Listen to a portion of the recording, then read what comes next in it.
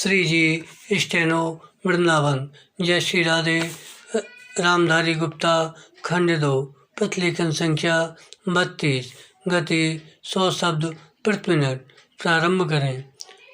महोदय, मांस, मछली आदि को भी इससे पकाया जा सकता है। बराम। सोलर हीटर सार्वजनिक स्थानों जैसे अस्पताल, होटल, कारखाने आदि में पानी गर्म करने के लिए काम में लाए जाते हैं। बराम।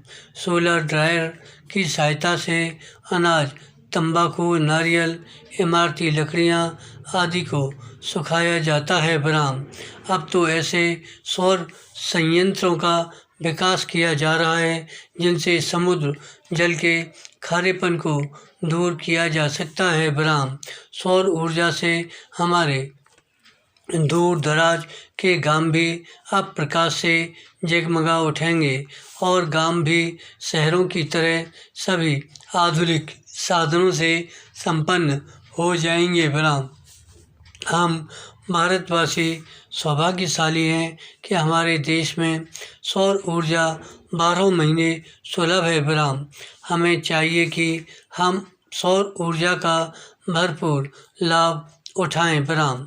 इससे न केवल पारंपरिक ऊर्जा की बचत होगी, पेट्रोल, डीजल, मिट्टी का तेल आदि के लिए विदेशों का मुंह नहीं ताकना पड़ेगा, बल्कि विदेशी मुद्रा में भी ज़्यादा बचत हो सकेगी। बराम।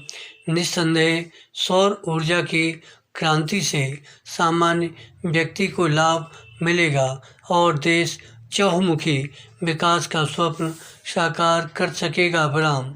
चुनाव के पहले की स्थिति से देश गुजर रहा है। बराम।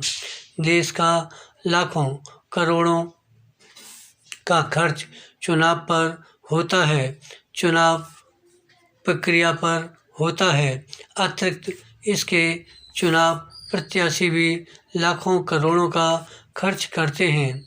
जन जन तक पहुंचने के लिए, जन नेता बनने के लिए। बराम। अशिक्षित जनता भीड़ देखती है, दिखावा देखती है, प्रदर्शन देखती है, फिर कुछ छोटे मोटे लालच भी काम करते हैं और जनता गुमराह हो जाती है। बराम। ऐसी स्थिति में चुने गए प्रत्याशियों से भला क्या देश का हित हो सकता है। बराम। शिक्षित बुद्धिजीवी व्यक्ति चुनाव प्रक्रिया से, चुनाव परिणामों से हताश होकर प्रक्रिया से ही अपने को दूर रखने का उपक्रम करते हैं या करने को मजबूर हो जाते हैं।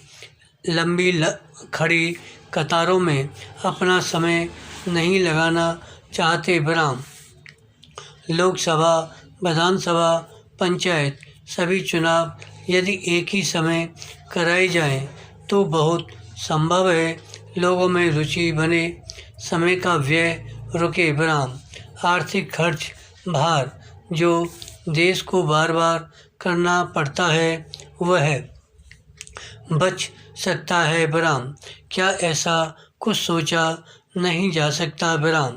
प्रत्याशी बनने के लिए भी कुछ मापदंड निर्धारित होने चाहिए। बराम। उनको शिक्षित होना चाहिए और चुने जाने के बाद उनके लिए एक आचार संहिता होनी चाहिए। बराम। उनके खर्च एवं संपदा पर एक प्रतिबंध होना चाहिए। एक गवेषणात्मक दृष्टि होनी चाहिए। बराम।